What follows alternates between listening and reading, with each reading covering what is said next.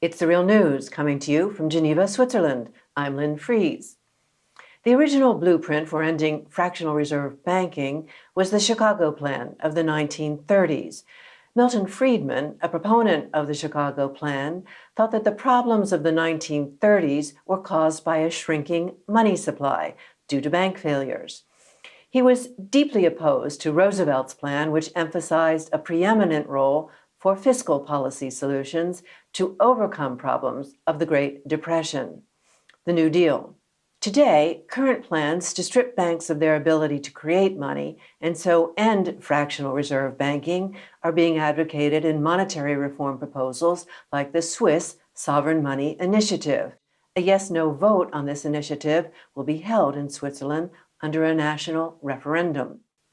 This is part 3 of a conversation on whether implementation of this kind of sovereign money proposal will bring about a more fair and stable banking system and help solve problems like inequality and environmental degradation. Joining us for this concluding segment is our guest, Jo Michell, a professor of economics at UWE Bristol, the University of the West of England. Welcome back, Jo. Hi, thanks. The Swiss Sovereign Money Initiative is essentially based on monetary reform proposals advocated by Positive Money in your neck of the woods, England. Tell us about the read-through, as you see it, between the thought of Milton Friedman and Positive Money. Milton Friedman is a key figure in what's called monetarist thinking, and Milton Friedman argued that, broadly speaking, macroeconomic problems ultimately come down to monetary mismanagement. When you have too high inflation, too rapid growth, too much credit expansion, it's because the money supply is growing too rapidly. And when you have the opposite, when you have a depression, this is because the money supply isn't growing fast enough. There isn't enough money in the economy. And actually, I mentioned earlier this experiment in the 1980s in the UK where they tried to restrict the amount of money to try and slow down the economy and try and control inflation. This was exactly an implementation of Milton Friedman's ideas, the monetarist ideas. And really, I do see the positive money proposals as very close to this kind of narrow view that, just controlling money will control everything else in the economy. This sort of very simple view about how the economy functions, which overlooks all the difficult struggles, the power imbalances, the financial structure, employment structures and so on. All the really interesting, complex things about the economy just disappear in this view. Consequences of the current monetary system that get pointed to in the argument in favor of stripping banks of their ability to create money include problems like a lack of decent jobs, inequality, financial instability, environmental degradation. What's your take on that? I agree with the list of problems which they identify in modern capitalism, as you just listed them: environmental degradation, poor quality jobs, financial instability, and so on. But my view is there is no easy, quick monetary fix to these things. Each of these problems has deep, complex roots and will require difficult decisions to be made to overcome them. I really don't believe that there is some sort of magic, quick monetary fix. I think that the proposals, the full reserve banking, sovereign money proposals, in many ways could worsen some of these problems. For example, financial stability. If you try and restrict the ability of the banking system to accommodate the credit needs of the economy, then you'll find that people go elsewhere. They go to the unregulated financial system. They go outside the formal banking system, and this could actually lead to worsening financial fragility. I think it would cause serious macroeconomic problems. I mean, first of all, I don't think it could actually be implemented. What you would see is a failure to control the money supply because somehow financial institutions or private institutions would find ways to get around this. You get new credit instruments operating like money. So I don't think it could even be implemented, but an attempt to implement it would cause serious instability in the economy. In this conversation on the monetary system and central banks, let's broaden the focus for a moment from proposals for sovereign money initiatives to other proposals that you're seeing in the UK. What's going on there? But there have been a number of proposals. In the UK, we had something called People's QE, people's quantitative easing, and there have been other similar proposals coming from various places. And in a nutshell, the argument is something like this. People say, we've had quantitative easing, we've had lots of new money being printed by the central bank and used to prop up the financial system. It's free money and it's been given to the banks. Now, if they just printed this free money and given it to normal people to spend, or used it to do something useful, to build infrastructure, to do a low carbon investment strategy, something like that, the outcome would have been much better. Now, the problem with this is the part of the argument which says this is free money that was given to the banking system. That isn't what quantitative easing is. It's actually a much more technical thing, and all it involves is changing the type of financial assets that banks hold on their balance sheet. So what the central bank does is it prints new money, new reserve money, which we talked about earlier on, and it uses that money to buy something from a financial institution, maybe a government bond or something like that. So actually all that happens is that the composition of commercial bank balance sheets change. They're not any better off or worse off. All it means is they have a bit more time to get their bank balance sheets in order, and hopefully this, at least in the views of monetary policymakers, stimulates the economy, stimulates credit growth, and so on. Now, we could ask whether stimulating credit growth is a good thing to do in the aftermath of a credit crisis. It's a slightly different argument. But they conflate this technical process of just changing what banks have on their balance sheets with the idea of government spending, actual, physical government capacity creation or giving money to individuals. The point is the government can do that at will. There's nothing stopping most governments, not many governments that have their own central banks and so on, from investing in new infrastructure. Interest rates are very, very low. Governments can issue bonds very, very cheaply. And I've been arguing for a long time in the UK, that's exactly what we should be doing in the UK. Austerity has been a terrible mistake, and the government should be taking advantage of low interest rates to borrow and to spend on infrastructure. But these are really two quite different issues. One is a technical issue about the structure of the financial system, and the other is a much more fundamental issue about the fiscal policy of the government.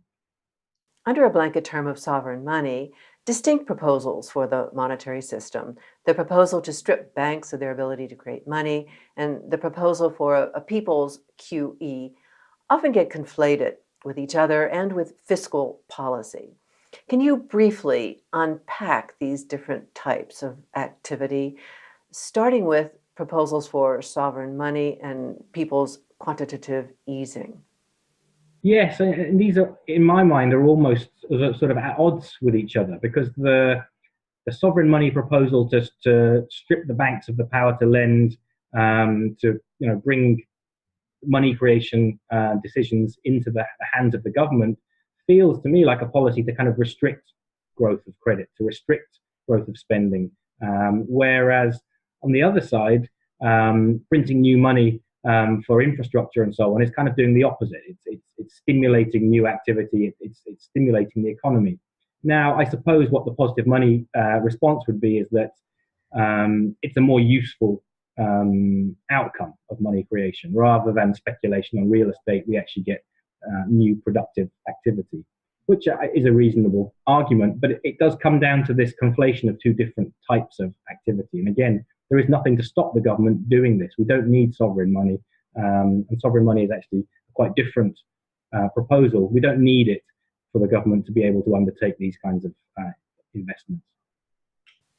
So, for the government to be able to undertake these kinds of investments, there's no need to change the monetary system.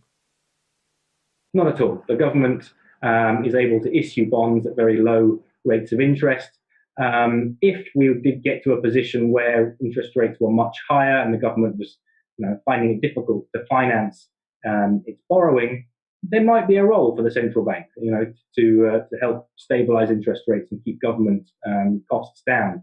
But we're a very long way from that position in this world of stagnant growth, very low interest rates, and so on. So I really don't see any need to change the monetary system to allow governments the ability to do useful spending. Before wrapping up, to broaden the focus of this conversation even further, Talk about how all this relates to the issue of inequality.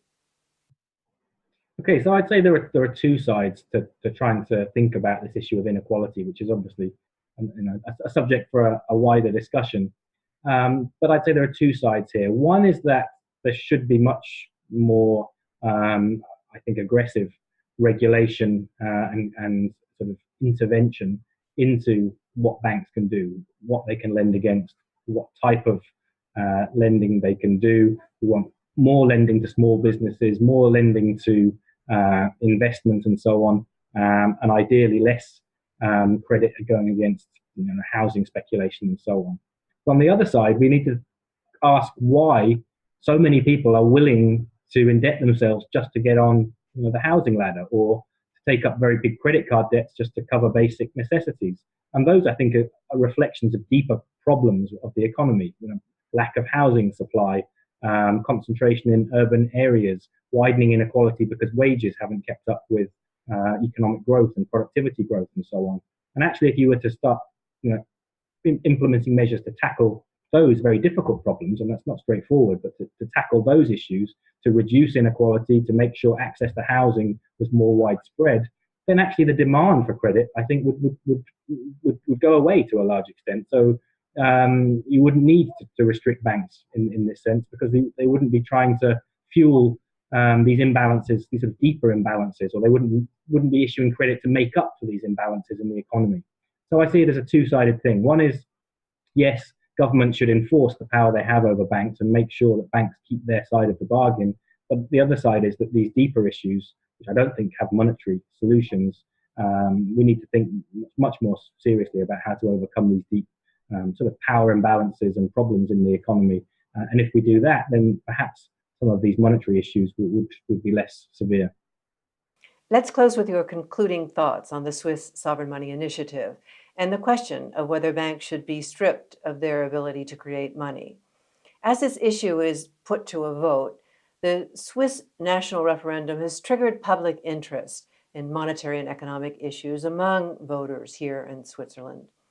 For the purpose of informing those voters and the wider public, what are your key takeaways? Okay, my concluding thoughts are that the proposal is based on a deficient understanding of the monetary and financial system. I think it's very good that citizens more broadly are getting interested in these issues, are getting interested in monetary and economic issues, but they really do need to understand what it is they're being asked to vote on. And unfortunately, monetary issues are one of the most difficult and sort of slippery in all of economics. And I think it's quite easy for them to get, or for the public to get sold stories which are half true and present half truths and provide sort of straightforward, simple solutions. I suppose that's my key point, is that if there was a really nice, simple technical fix to all of these very complex, difficult problems of modern capitalism, perhaps we would have tried it already. And we have tried it already, actually, in a number of cases. And we know that these kinds of proposals don't work. So my takeaway would be that there are big problems with the banking system. There are big problems with macroeconomic policy, actually. I think there's been far too much focus on interest rate policy, not enough focus on, at least in the UK, using the power of the government to spend, fiscal policy, investment, and so on. We've had 8 years of austerity, and the economy has really suffered as a result of that. So there are lots of big, important changes we can and should be making, but these don't actually require the kinds of reforms to the monetary system which are being proposed. It might sound as if up till now I've been trying to defend the status quo. That's not the case at all.